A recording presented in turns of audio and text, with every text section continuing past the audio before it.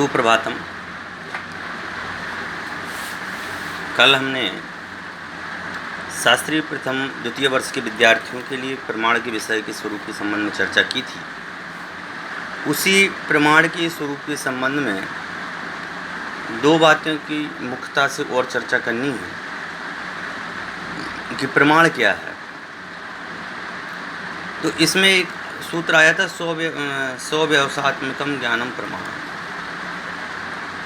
कि स्वपूर्वार्थ व्यवसात्मकम ज्ञानम, कि स्व और अपूर्व का ज्ञान करना भी प्रमाण है।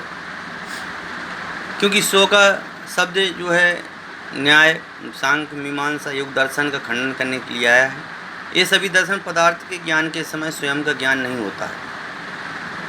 ऐसा मानते हैं कि कोई वस्तु है, उस वस्तु, जैसे मेरे पास पेन है, आप देख रहे हैं कि ये जैसे मटकी बनी हुई है, इस मटकी को देख कर के ही हमें मटकी का ज्ञान होता है, ऐसा मानते हैं। पर ऐसा नहीं है। मटकी का ज्ञान हमारे ज्ञान में पहले से है। केवल दर्शन पदार्थ के दर्शन के समय से ही ज्ञान नहीं होता है।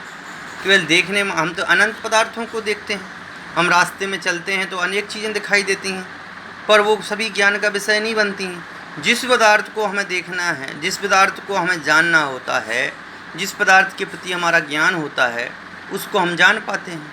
ऐसे अनंत चीज़ें दिखाई देती हैं। हमारे रास्ते से हमारा कोई दोस्त भी बगल से निकल जाता है, पर हमें उस समय उस रूप ज्ञान नहीं करते हैं, तो पता नहीं चलता है। वैसे ही कह रहे हैं कि यह स्व शब्द जो है अपने ज्ञान के लिए यहाँ प्रयोग किया गया है। दूसरी बात कही कि अर्थ के पहले अपूर्व विशेषण जो दिया है इसमें, वह ग्रहण को ही ग्रहण करने वाला है, अर्थात धारावाहिक ज्ञान है कि जो वस्तु हमें पहले से चित्त परिचित हैं, उस वस्तु को देख कर के जो ज्ञान हो जाता है। भाई पहले हमने मटकी देखी थी, इसलिए हमें इस मटकी का हमें नाम भी पता है। तो इसका हमें पहले से ज्ञान नहीं था, पर हमें ये बाद में इसका ज्ञान हो गया। व्यवसाय शब्द जो है निर्विकल्प प्रत्यक्ष ही प्रमाण है। इन्होंने तीसरी बात कही कि जो निर्विकल्प प्रत्यक्ष है, निर्विकल्प प्रत्यक्ष का मतलब में होता है ऐसा ज्ञान जिसमें किसी अन्य की आवश्यकता ना हो। भाई अपना आत्मिक ज्ञान जो है वह ज्ञान ही प्रमाण है। आत्मा में जो ज्ञान उत्पन्न हुआ है, यह आत्मा की जो ज्ञान रूप पर्याय है, ज्ञान रूप गुण हैं, वह आत्मा के ही हैं। और उस आत्मा में जब हमारे लिए विशुद्धि प्रकट होती है, उस आत्मा के प्रति जब हमारा यथार्थ श्रद्धान होता है, तो उस यथार्थ श्रद्धान रूप पर्याय का नाम ही जो है प्रमाण है। जैन दर्शन में 5 प्रकार के प्रमाण माने गए हैं। 5 प्रकार के ज्ञानों को प्रमाण कहा। वह ज्ञान जो है मति ज्ञान है, शुद्ध ज्ञान है, अवधि ज्ञान है, मनापरय ज्ञान है और केवल ज्ञान है। और केवल ज्ञान जो है, ये पाँचों के 5 जो हैं प्रमाण हैं। और ये कौन से ज्ञान? सम्यक ज्ञान, क्योंकि बिना सम्यक ज्ञान के पदार्थ का यथार्थ निर्णय नहीं किया जा सकता।